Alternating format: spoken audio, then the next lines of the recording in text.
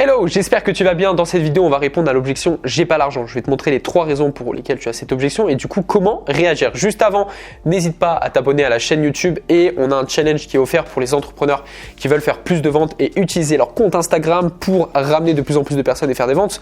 Si ça t'intéresse, tu as toute la description dans la description du coup, mais tu as toute la page qui t'explique effectivement tout le challenge, tout ce qu'il y a à l'intérieur. Bon, il y a un truc que j'aime bien faire quand on a une objection avec mes clients, c'est de comprendre d'où ça vient. Parce qu'en fait, du moment où tu n'arrives pas à comprendre d'où ça vient, tu auras tout le temps des difficultés. Parce que tu vas lire un script qu'on t'a donné en formation de vente et tu vas essayer de dire ce qu'on t'a toujours dit de faire et ça ne marchera pas. Donc, le plus important, c'est pas d'utiliser ton script, c'est de comprendre d'où vient ce mindset-là, d'où vient cette objection. Qu'est-ce qui fait que ton prospect en face de toi, il est in à 100% pour rejoindre ton accompagnement, mais j'ai pas le budget. Alors là, je vais dire un truc qui va peut-être te rassurer, c'est que l'objection « j'ai pas l'argent » n'existe pas, d'accord? Donc rassure-toi, tu peux te poser sur ton canapé.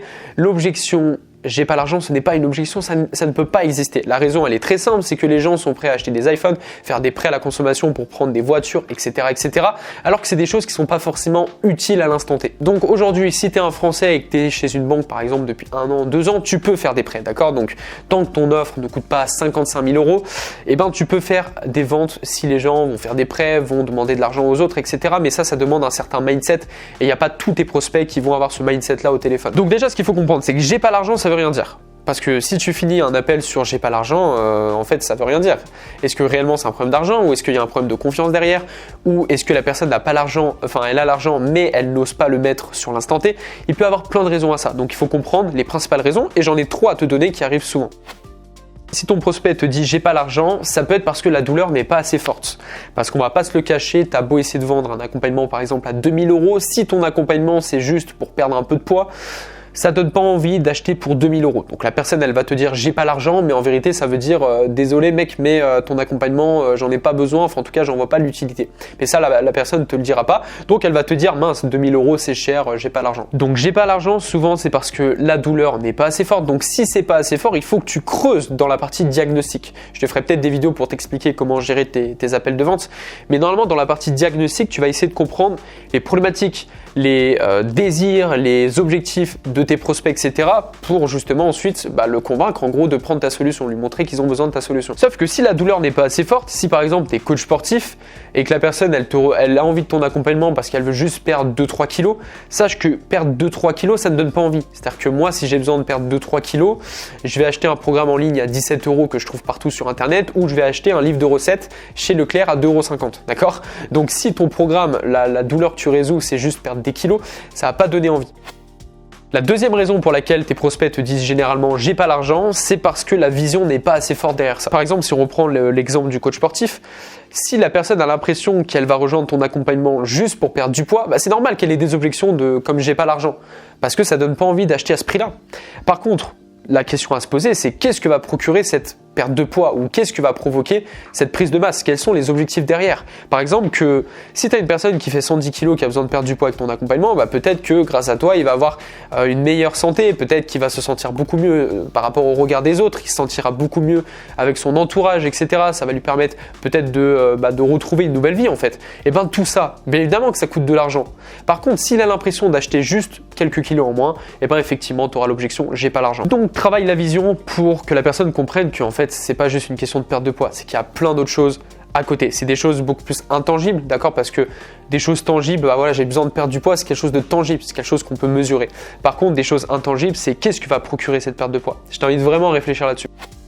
Troisième raison, il n'y a pas assez d'engagement dans l'appel. Si la personne, elle se sent pas assez engagée, forcément, elle peut te dire j'ai pas l'argent, mais elle peut te dire aussi j'ai besoin de réfléchir. Souvent d'ailleurs, c'est j'ai besoin de réfléchir que la personne va te dire, mais parfois j'ai besoin de réfléchir va se transformer en j'ai pas l'argent parce que les gens vont te mentir, d'accord? Donc qu'est-ce que j'entends par pas assez d'engagement? En fait, pendant l'appel, tu n'as pas utilisé suffisamment de biais de confirmation, par exemple, pour que la personne se sente engagée dans le process.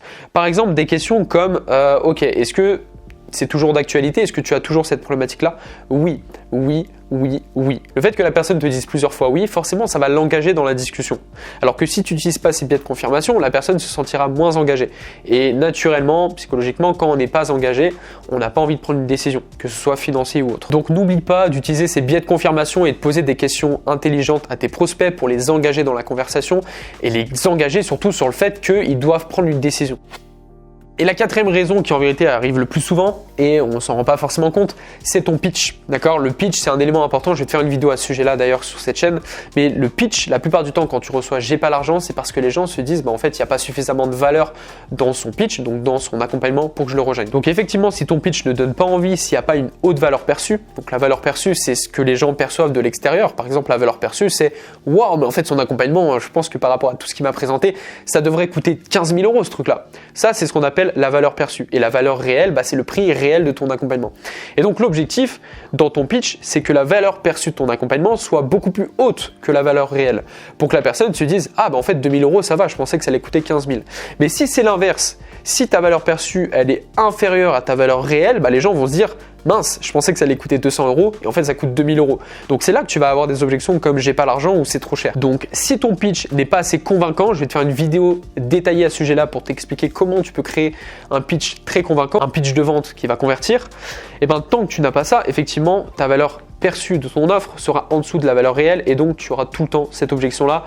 Et vaut mieux éviter cette objection avant plutôt que de l'avoir après. Parce que du moment où la personne se dit mince, ça coûte beaucoup plus cher que ce que je pensais, c'est très difficile à rattraper le coup. Voilà, j'espère que ces 4 conseils t'ont apporté de la valeur et que tu vas les mettre en place. Si tu as kiffé, n'hésite pas à mettre un petit like, un petit commentaire. Et la chose la plus importante, si tu veux aider d'autres personnes, n'hésite pas à partager cette vidéo à un entrepreneur qui aurait par exemple besoin de ces conseils-là. Et si tu as envie d'aller plus loin, on a un challenge offert, comme je t'avais expliqué en début de vidéo. On a tout le descriptif dans la description, je t'invite à aller voir. Et on se dit dans une prochaine vidéo. Ciao!